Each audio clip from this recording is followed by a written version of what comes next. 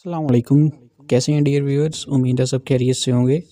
आज हम चैप्टर 1 की एक्सरसाइज के एमसीक्यूज़ जो हैं वो स्टार्ट करेंगे, जिसमें पहले एमसीक्यूज़ है matter is present in neon science in the state of, कि नियॉन साइंस के अंदर मैटर किस स्टेट में प्रेजेंट होता है, super critical fluid, plasma, gas या फिर लिक्विड क्रिस्टल।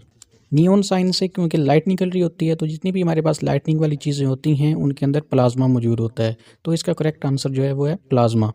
दूसरा एमसीक्यू है hazardous effect of shopping bags are studied in, कि शॉपिंग बैग्स के खतरनाक असरात हम केमिस्ट्री की किस ब्रांच में स्टडी करते हैं, geochemistry, inorganic chemistry, analytical chemistry और environmental chemistry.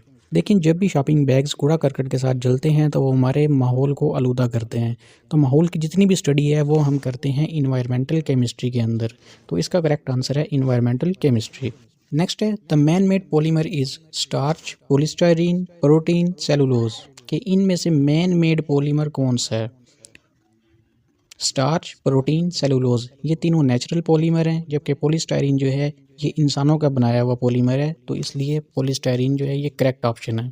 The allotropic form of sulphur is brass, rhombic, graphite, bronze. ये चैप्टर के अंदर हम स्टडी कर चुके हैं कि रोम्बिक जो है ये सल्फर का एलोट्रॉप है, तो rhombic is correct option. Which liquid among the following is a colloidal solution, कि इनमें से कौन सा कोलाइडल सोल्यूशन है? Milk, slaked lime used for whitewash, vinegar solution, mixture of silver chloride in water. Slaked lime ये चूने का पानी है। आपने देखा होगा कि चूने के पार्टिकल्स जो हैं वो नीचे बैठ जाते हैं, तो जब पार्टिकल्स नीचे बैठ जाएं वो वाला सोल्यूशन हमारा होता है सस्पेंशन।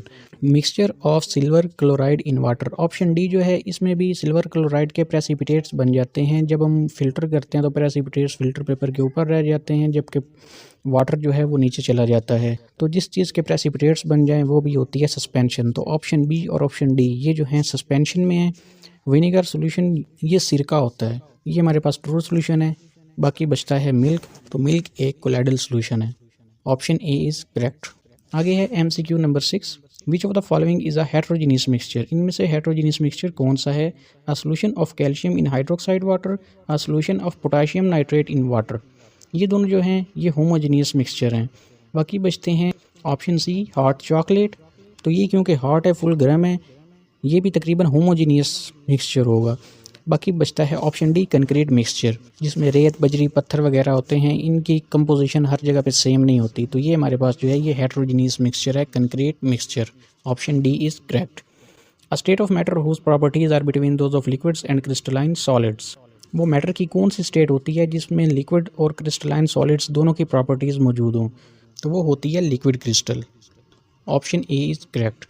आगे MCQ number 8, when the tiny particles of a substance are dispersed through a medium the mixture is named as, कि जब टीनी पार्टिकल्स किसी मीडियम के अंदर डिस्पर्स हो जाएं तो वो वाला मिक्सचर कौन सा होता है?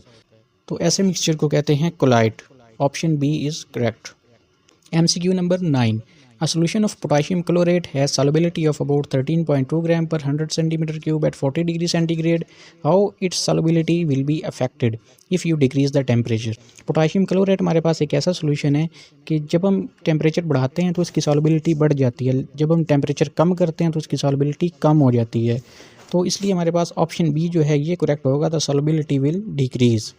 लास्ट एमसीक्यू है, you are studying the rate of hydrolysis of organic compound starch under different conditions of temperature, कि आपके पास एक ऑर्गेनिक कंपाउंड स्टार्च है, आप उसकी हाइड्रोलिसिस कर रहे हैं और आप उसका रेट चेक कर रहे हैं, उसकी स्पीड चेक कर रहे हैं रिएक्शन की। In which branch of chemistry this topic will fall, ये वाला टॉपिक किस ब्रांच के अंदर आएगा? Organic chemistry, analytical chemistry, biochemistry और physical chemistry. Rate of reactions हम केमिकल काइनेटिक्स के अंदर स्टडी करते हैं, और केमिकल काइनेटिक्स ये फिजिकल केमिस्ट्री की एक ब्रांच है, तो करेक्ट ऑप्शन जो होगा वो होगा डी, फिजिकल केमिस्ट्री। नेक्स्ट इंशाल्लाह हम इसके शॉर्ट क्वेश्चंस देखेंगे। चैनल को सब्सक्राइब करना मत भूलिएगा। टेक केयर, अल्लाह हाफिज़।